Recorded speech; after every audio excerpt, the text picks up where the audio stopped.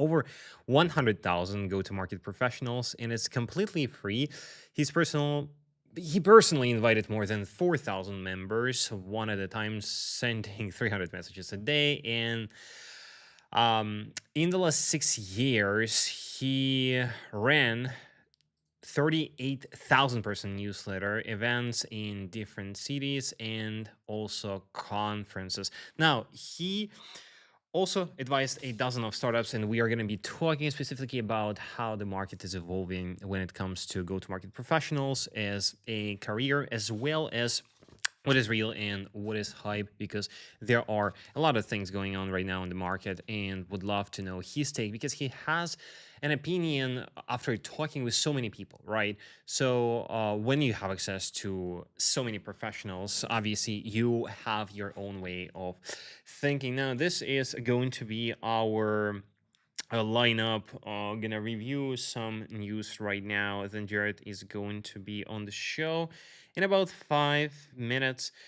We're gonna discuss things that are related to the go-to-market marketing and the revenue generation, and then we are going to close with some final thoughts, keeping it short and sweet. The biggest news of the day: Instantly's own AI sales agents have generated now over $150 million in the pipeline for our users. So congrats to us, congrats to the team. 150 million. This is a huge number. I can't wait to announce $1 billion. And we are obviously going parabolic, so this is going to be happening very, very soon. Thousands of agents are running outbound right now, and they're together produced 108,200 replies and 9,200 opportunities. That's not just sending emails, that the agents running campaigns for the people who use the platform at the same time across thousands of accounts. So really good news, and I am happy that I am a part of this journey. Now, following up on something that we covered Friday, Salesforce put out the official announcement for Slack Code today, and there is more in it than the launch post and the launch news that we've been reviewing. Now, as I was mentioning, a coding agent in any Slack conversation that spins up its own channel with 4 tabs: the conversation, the plan, the code changes, and live preview. And here's what's new in today's version, in today's announcement. Non-technical people can trigger the agent, so a product manager or marketer can kick off a bug fix without an engineer. Anybody in the channel can pause or stop an agent mid-task. A human still has to sign off before anything goes to production. And they're opening it to custom agents in other departments, legal and marketing. And remember that this is not going to be locked into one lab provider. They are pulling up the partnerships with Claude Code, with Codex, at the same time for basically everyone. Now, a few cool things that I did found on X recently. So this is the menu. Look at this. It looks ridiculous. So like an eye. One of the best menu items that I've also personally seen. So this could be cool as an option for something like a Resident Evil or something like that. Now, and this guy was asking Grok, if you remember this scene from Pirates of Caribbean, where they were walking under the water with the boat, and this guy was asking Grok, is this actually possible? And the Grok responded, no, not possible in real life. The air pocket creates thousands of pounds of upward force, far more than 2 people can counter. Mythbusters tested and needed over 2,000 pounds of weight just to keep it submerged. Kind of cool answer from the Grok, and cool experiment. OpenAI is bringing back the 5-hour usage limit for ChatGPT Plus. So Thibault, who runs the codex at OpenAI, announced that starting tomorrow, Plus accounts get the 5-hour cap again across ChatGPT working codecs. And he said he'd mentioned this a while back and then postponed it. He had like two reasons in the post. First, the 5-hour limit smoothes out the load on their compute, which is what lets them keep the weekly allowance generous. Second, this is the part where people are reaching. To quote, users on the Plus plan are relatively casual, and new users but then also just accidentally eat through their whole weeks of usage and then are confused, making it not great experience. Now people are kind of getting mad and getting confused in the comments, but it is what it is. So just keep an eye on, if you are on a plus plan, this is what you have to expect coming forward.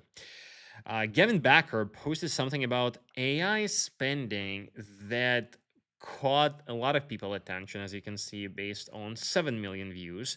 His words, his firm's internal AI spend will be roughly 100 times in August than it was in March, and it's still roughly doubling every month. He says that before Grogbot moves to consumption pricing, which he expects to be another step change. Then the conclusion quote, I think there will be minimum token spend required to be competitive in most knowledge-based industries. He calls it compute inequality.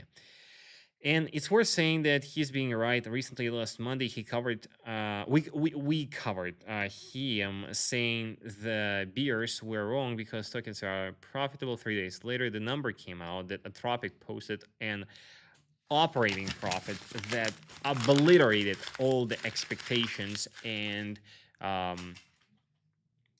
signalizes that he was right. So we'll see how this is gonna work. Now this is like a talking maxing, but he's going obviously like one step forward and talks about the competitive advantage when it comes to spending as many tokens as possible and using it to not as a competitive advantage, but at least like to stay in the curve, to stay on the on top of the things and in the market.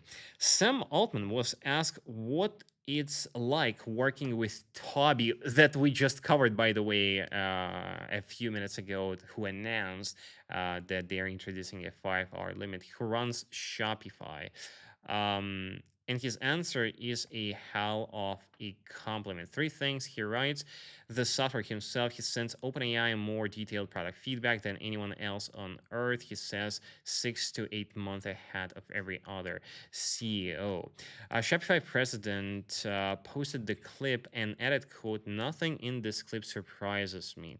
This is just what every day at Shopify looks like. So if you want, you can go ahead and watch the interview yourself. It has a lot of saws. The biggest fail of the day is Logitech is being sued for keeping tariff money that customers paid. And here's the chain of events, how they were happening. In April 2025, Logitech raised prices on 51% of its products, some by as much as 25, and told investors it was to offset import tariffs.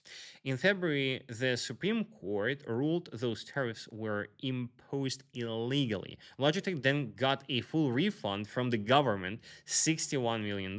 But the prices never came down, and the customers never got anything back. Not surprisingly, the lawsuit says Logitech has been enriched twice over, once from the customers and once from the refund. So they are keeping the money that they got refunded after the tariffs. I think, I mean, after the backlash. But like, how would you refund? Like, would you refund to all of the customers who overpaid? Like, let's say if they raise the money, if they raise the prices for 51%, like, would you get half of your purchase like back? Sounds nice, but I just don't see the world where this is happening, because like, they can create like a lot of different excuses of why this is not the case and why this should not work like that. Now, we are going to be having Jared joining us very soon right now. Let me see if he is up with us right now. We are live on YouTube, LinkedIn, as well as X. Like and subscribe. And also, down in the description, you'll find a link to our weekly newsletter where we share all the insights that we get from the guests in the text format so that you have it, as well as the latest strategies, go to market news, as well as the discounts that you will not find anywhere else. And my guest today is Jared Robin, co-founder and CEO of RevGenius. It's a community of over 100,000 go-to-market professionals, and it's completely free, which is surprising. He personally invited a lot of people, more than 4,000 members, one at a time, from his dad's paying room. And today he runs a 38,000 person newsletter at different events in 3 cities and his own conference. Jared, welcome to the show. Can you hear us? Can you see us? I can do both. What's going on, Eugene? What's up? What's up? Nothing much. Look, the big number that I threw right away, 100,000, right? And it's free. So is this a business or is this a hobby? Like, how does that work? Can it be both? We make money through sponsorship. So people want to get in front of 100,000 go-to-market leaders. There are plenty of them, and we're a more trusted way than some of the other alternatives. And I'm curious, when you're running such a big, dense community of professionals in a specific market, when it comes to the sponsors, like, what are they trying to sell right now? Which is like, we talk a lot about the startups on the show, right? So would love to know, like, what is there on the other side that people are trying to promote to the audience in this, community like way. So in general, any companies that you feature, whether it's Instantly or HubSpot or Salesforce, et cetera, they want to sell their products, right? Point blank. Yeah. And they do it in many ways. They have sales motions, they have marketing motions, they do GEO, SEO, demand gen, blah, blah, blah, Yeah. right?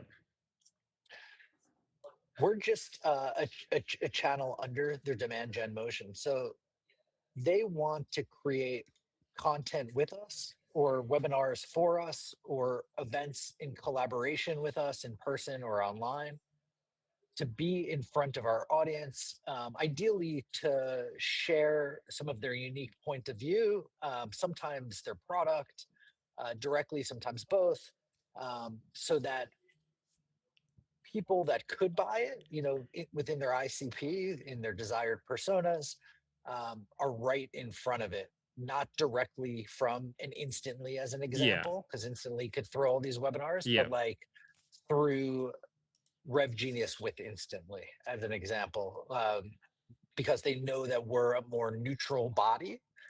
And when we bring a brand in, it's because they're trusted. We feel that they're good or great, and we want to work with them. Also, this could be a tricky question, but I would want you to think about it and maybe give us some insights, because, again, you have access to so many people. What is the number one thing that people are arguing right now inside the community in, August 2026? What is the hottest topic that everyone is discussing? AI. And everything that's involved with that, right? Like from build versus buy, to data providers to use alongside some of the engines that they're building, to what do they use for CRMs to best operationalize some of their agentic workflows and things to that effect. And because like the reason why I was asking is because I do have a follow-up question here. Um, what question that you see people get asked over and over, but nobody seems to have a good answer to? Maybe you will have some things to pull So off. yeah, I mean, questions in general about tools and tool recommendations, I don't want to say nobody Mm-hmm. has a good answer, but people have biased Yeah, it answers, depends. Yeah. right? Like they have biased answers versus just being completely neutral and saying, what are you trying to solve? Hey, Notion for a single founder might be a fine CRM. They don't need HubSpot even. Yeah. And yes, HubSpot's great and all of this, but people are answering questions around tools with either buys because they work for the company and they want to plug in and sell whatever they can, or based on being an agency for a company, right? Like if you ask what's the best email sequencing tool, an instantly partner is going to only have one answer Yeah, of course. Yeah, instead of of course. like Yeah. there's some inherent biases in what you use as well. So I think that's a big thing. Like people aren't objectively answering those types of questions. Hmm. Yet you'll have the founder of not the founder of Clay, the head of growth of Clay, Davida, talk that tools don't matter. And yes, they use Clay, but they don't matter at all. You just need to get the job done. And what do you have in your arsenal to get it done? What do you see is the number one thing that is overly hyped right now when it comes to the AI? Because let me clarify my question. See, I know that there's so many people in the community. Obviously, they're at different levels, right? Like some of them are starting out and just curious. Some of them are afraid. Some of them are like super, in a certain infrastructure. But in your opinion, like, what is something like maybe is it a tool like a Claude Code? Maybe it's a certain like framework of automating everything from A to Z that people usually get wrong and they're just, you know, having a lot of backlash. So I don't know about a lot of backlash per se, but I think people in general, I know this is the case for myself, are sometimes over engineering things instead of just building something simply Mm-hmm. to get the job done. Also, we can't look past that manually doing something, and I think people are building before they're like manually doing processes quite a bit and figuring out what actually works and then automating that. And and that goes right down to writing and content, right? Like if you don't show the model that you're using what good looks like outside of the model, um, there's going to be a ceiling as to what it could give you. And I think that's a big thing not talked about enough, Mm-hmm. but I'm seeing everywhere. Agree, agree, agree. Look, so we can play a little game if you don't mind, and I'm pretty sure I love you games. are familiar with that. Let me share my screen right here. Give me 1 second. It's pretty simple, nothing fancy, but I'm pretty sure you'd enjoy that. Okay, it's right here. I'll make sure people can see it. So the game called you ranking things from S to D tier. In our case, you're going to be ranking different things, how many people are actually doing this versus bullshitting on the internet. So, for example, AI SDRs. So, you can rank it as S, being you see within your community a lot of people doing it, a lot of people using it, and this is already kind of in our world. And D being like it's not as common, or it's too complex, and it's not commonly used. You got it? Yeah.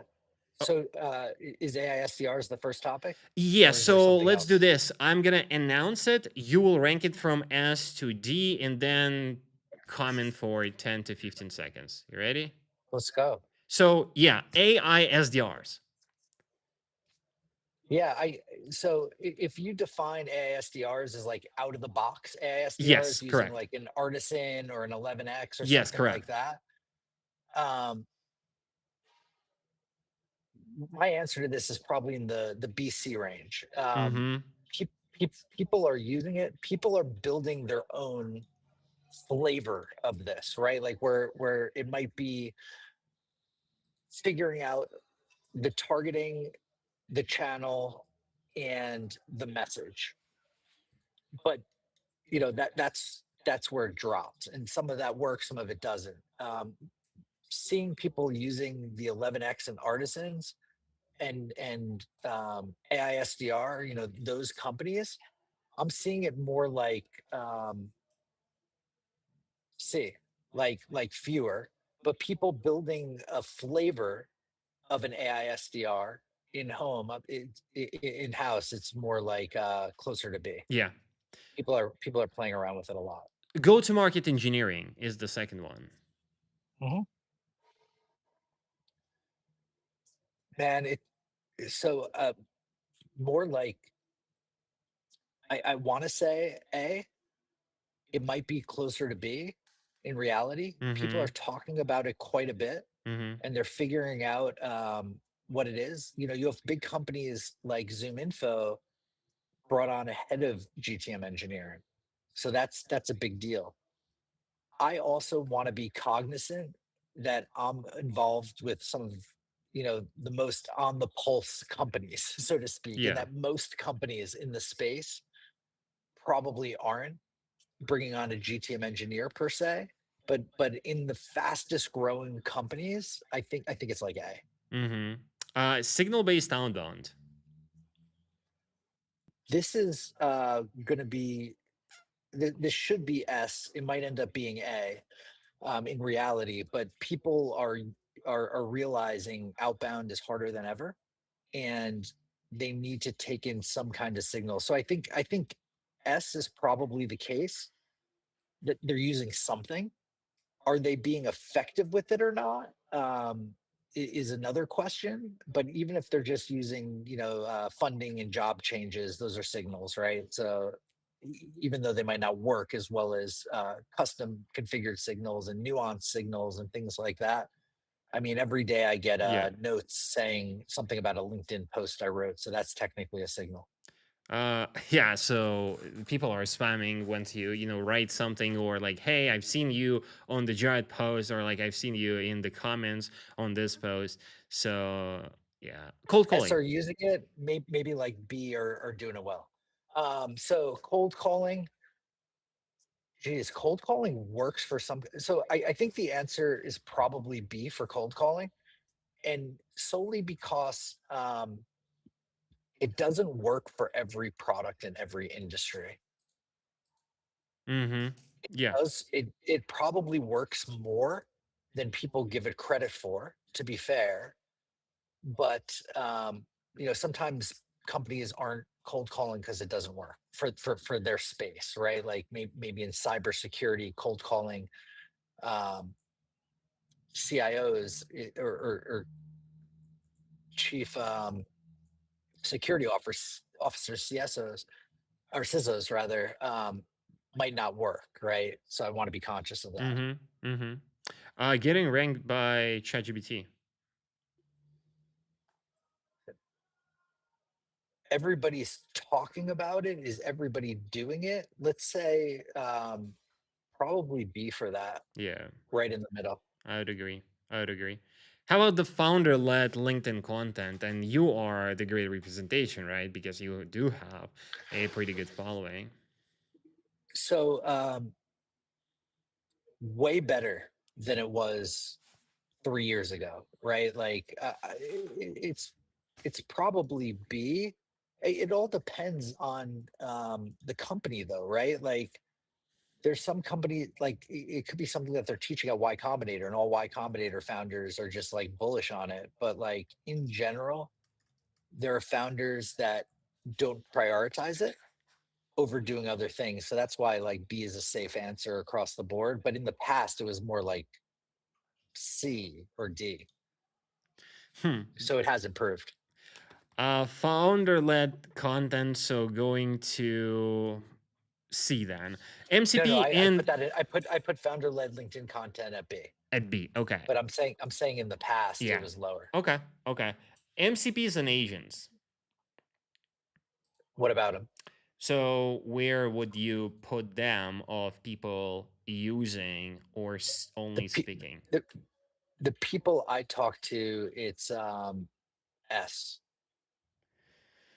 I agree. So, I mean, obviously, like, are generally, so would you say that most of the people who are in your community, like, pretty technical or not really? It's the full gamut. So we have a GTM engineering channel, and there's some really great conversations there. And we also have people day one figuring it out. So there's the full gamut. But I tend to speak with the people on the cutting edge the most. Intent data. Define intent data. So this is basically on the signal based, right?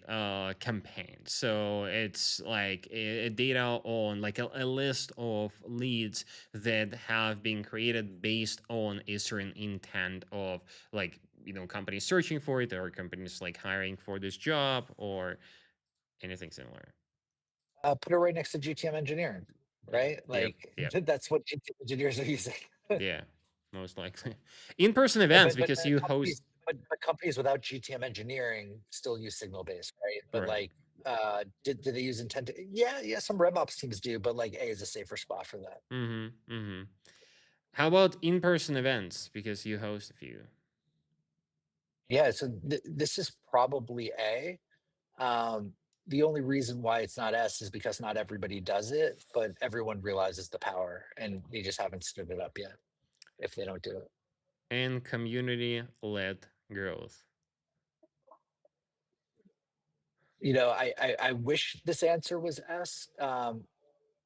It depends on how every company defines it. Like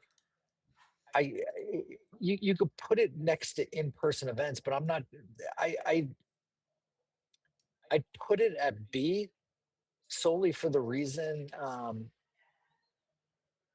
people are setting up in-person events as a demand channel, and it's pretty successful for that. It's very successful for some people. But are they building something sticky from event to event? Some people are.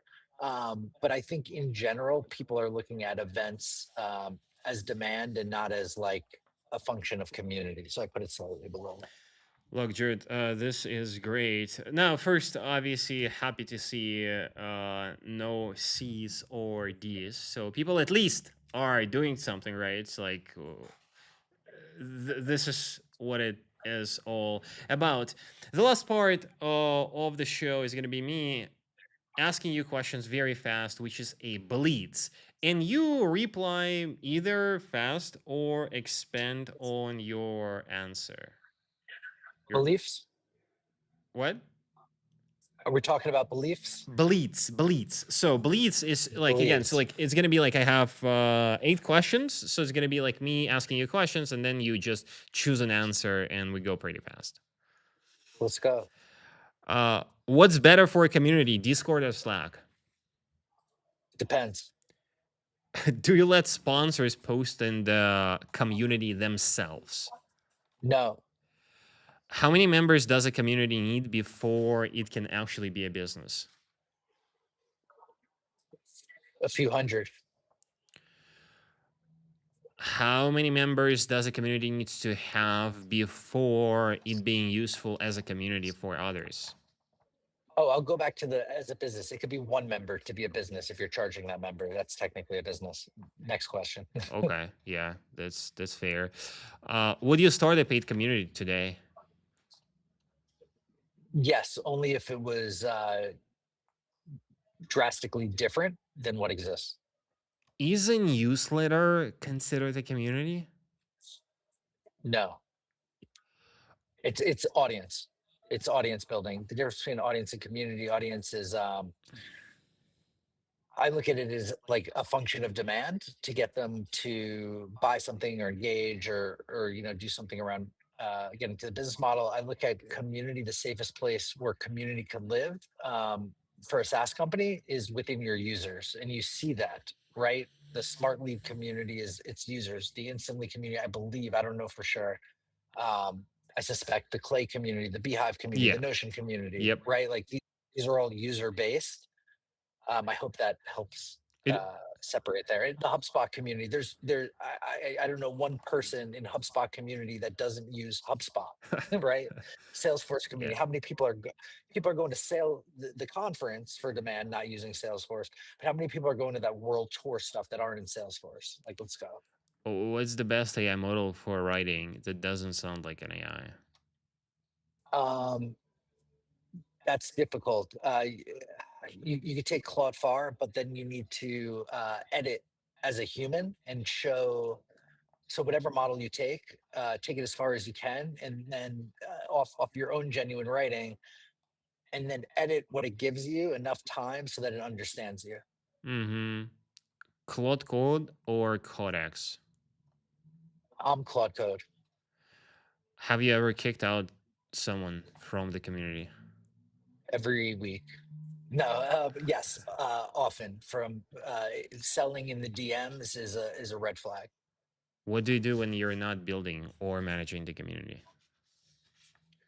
Uh, Building a side project right now that's not live, business of GTM media company, and I go to the gym and I walk 10,000 steps a day.